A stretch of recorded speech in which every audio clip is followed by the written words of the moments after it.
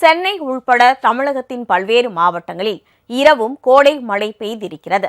சில மாவட்டங்களில் கனமழை பெய்திருப்பதால் குளிர்ச்சியான சூழல் நிலவுகிறது. சென்னையை பொறுத்தவரை அண்ணா சாலை, தேனாம்பேட்டை, சைதாப்பேட்டை, திருவல்லிக்கேணி, ராயப்பேட்டை, அடையாறு மற்றும் திருவான்மியூர் சுற்றுவட்டாரத்தில் இரவில் விட்டுவிட்டு பலத்த மழை கொட்டியது.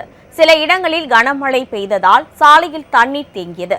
குறிப்பாக அண்ணா சாலை, ஜிபி சாலை சந்திப்பில் முழங்கால் அளவுக்கு தண்ணீர் தேங்கியதால் வாகன ஓட்டிகள் சிரமத்திற்கு ஆளாக்கினர்.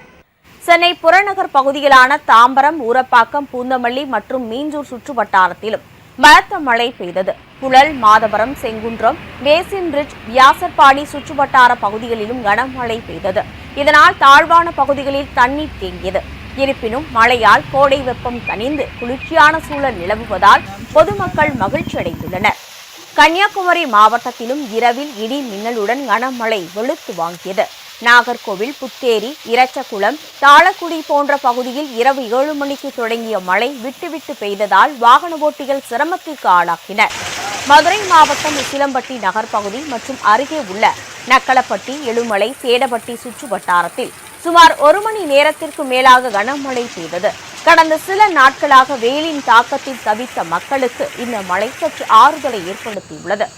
ஈரோடு மாவட்டத்தில் வெயிலின் தாக்கம் அதிகமாக இருந்த நிலையில் நேற்று சுமார் 1 மணி நேரம் கனமழை வெளுத்து வாங்கியது. இதனால் சாலைகளிலும் தாழ்வான இடங்களிலும் மழைநீர் தேங்கியது. சேலம், கோவை, நாமக்கல், ஈரோடு போன்ற மேற்கு மாவட்டங்களிலும் பரவலாக கோடை மழை பெய்திருக்கிறது. நீலகிரி மாவட்டம் உதகை, தொட்டபெட்டா, கேத்தி, பைக்காரா சுற்று வட்டாரத்தில் 3வது நாளாக கோடை மழை பெய்திருக்கிறது.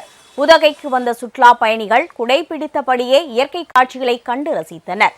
சில இடங்களில் கனமழை பெய்திருப்பதால் மலைப்பாதையில் நிலச்சரிவு ஏற்பட்டிருக்கிறது. இதனிடையே இன்றும் தமிழகத்தின் பல்வேறு மாவட்டங்களில் கனமழைக்கு வாய்ப்புள்ளதாக வானிலை மையம் தெரிவித்துள்ளது.